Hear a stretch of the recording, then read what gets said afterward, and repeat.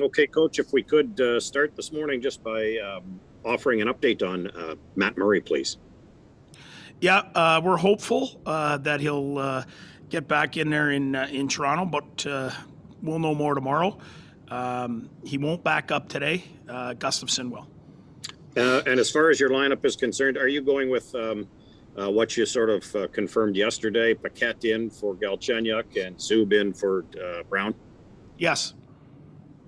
That's it for me. Thank you. Thanks, Gord. We'll go to Bruce Garriock at Post Media. Hey, DJ, just did you give any consideration to starting Gustavsson today? And the second part of that is, what does Hogberg need to get back to? No, I think, not know that we haven't thought about, giving everyone an opportunity at this point, but no, Hoggy was really good for us last year. Obviously, he hasn't gone his way this year, but, part of this too, in the process that we're in of developing these kids is, when they're having tough times, it's easy to be down on them. And it's easy to be either a bad teammate or a coach. Sometimes, you got to get in their corner and fight for them a little bit. And, I think that's what we're doing with Hoggy, and we're gonna help him try and pull himself out of this.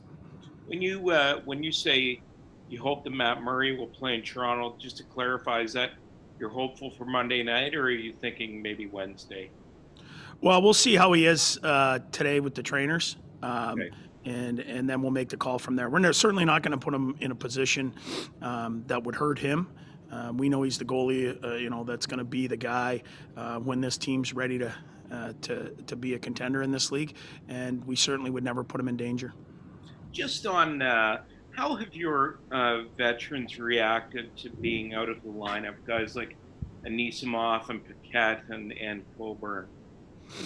It's a hard situation for them. I know it seems easy just to, let everyone play and, bring guys up and let them play, but it's also hard on these guys, that are competing every day. They don't see themselves as at the end of their career. They want to continue to play, and they want to fight for a spot like anyone else. So part of a rebuild is also tough on some older players that, still want to contribute on a day-to-day basis. But what I can say is they've been ultimate professionals. There's been no complaining. They do the work just like they were 20 years old again. And that's the reason why they're still in the league at the age, that they are, especially Coburn and Artie. They know how to be pros. Paquette has been nothing but exemplary and worked hard.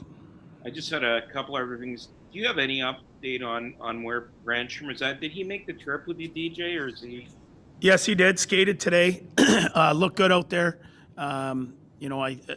Hopefully he's ahead of schedule and we can get him back in, but we'll see where he's at. Obviously, he was going real good for us and then got hurt there. So, again, another guy we don't want to put in a bad spot, but he looked pretty good on the ice today. And the other thing I wanted to ask about is, today's Hockey Day in Canada, and obviously there's no fans in the stands. It's going to be a little different, isn't it? Yeah, for sure it is. And when I think of Hockey Day in Canada, I think back to my dad and Mom taking me to the arena in LaSalle, Ontario. Just outside of Windsor there, and those little tournaments and all those times where you'd go on the road and box cereal and you thought you had every chance to win every tournament, the trophies at the end of the games, all those things that happen here in Canada and happen in Ontario for young kids. Those are the exciting times, and that's what makes us love the game. And I guess when I walked in today and I saw the big sign, Hockey Day in Canada, right away I thought of that. And it's just so lucky to be in the National Hockey League from where I started. Just to follow up on that is, how different is it with how different have you found the atmosphere with no fans in the stands, DJ?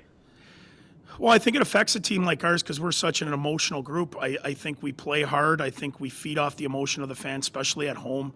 Young guys, when the fans are cheering for them, find that extra gear.